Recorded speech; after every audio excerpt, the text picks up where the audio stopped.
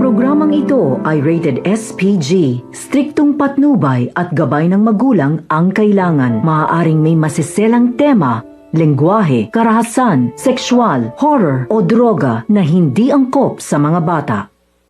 Hindi na nga napigilan dito ni Zoe ang kanyang sarili. Nung dumating nga sila doon sa Apex ay agad naman sinabi at tinanong dito ni RJ. Nagmamakaawa naman siya upang makumpirma dito kay Zoe kung talaga ba ang alam nito kung nasaan itong si Lolo Pepe. Kaya naman sinabi dito ni Zoe sa kanyang ina na sasabihin na lamang daw nila ang totoo, na itong si Lolo Pepe ay kasalukuyang hawak ito ni Baladja. Kaya naman nagmamakaawa rin itong si Giselle na sabihin na lamang ang totoo kung saan nila tinago at dinala si Papa.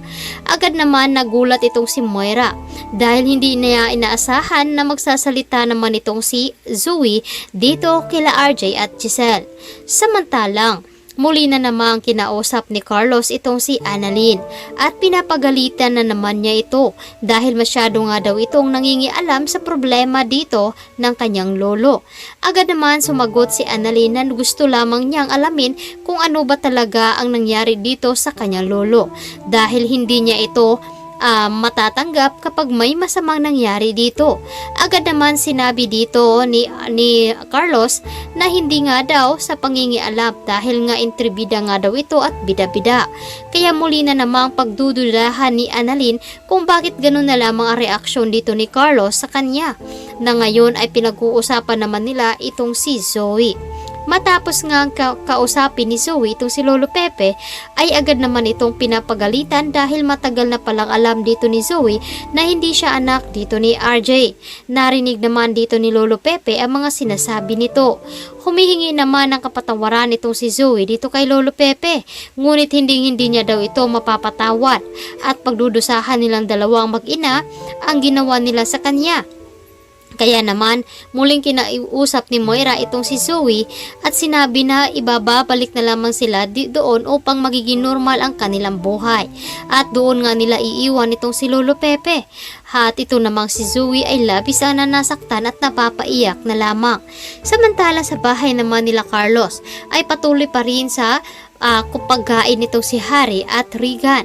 Tila nagmamadali na nga ang mga ito dahil may lakad pa nga daw itong si Harry. Ngunit pilit naman na pinipigilan dito ni Lynette itong si Harry at Regan upang hindi siya doon iwan na mag-isa dahil nakatago lamang sa kanyang paligid itong si Dax. At agad naman na nagsulat itong si Lynette sa maliit na papel at agad niyang sinabi dito na help. Makikita nga ba dito ni Harry at ni Regan ang pahihiwatig dito ni Lynette sa kanya.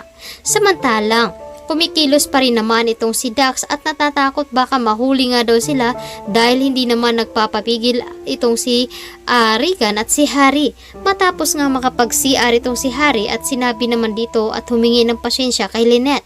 Agad naman na sinabihan ni Lynette na kumain daw muna sila ng dessert at marami naman daw pagkain.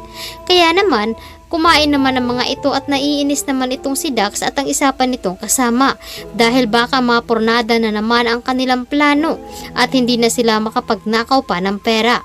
Samantalang matindi pa rin ang galit dito ni Carlos dito kay Lynette dahil hindi pa daw niya dinidisiplina ang kanyang anak. Kaya ito ang dapat nating aabangan ngayong hapon dito lamang sa Abot Kamay na Pangarap. Maraming salamat sa inyong pagtutok at pakikinig dito sa aking munting channel. God bless!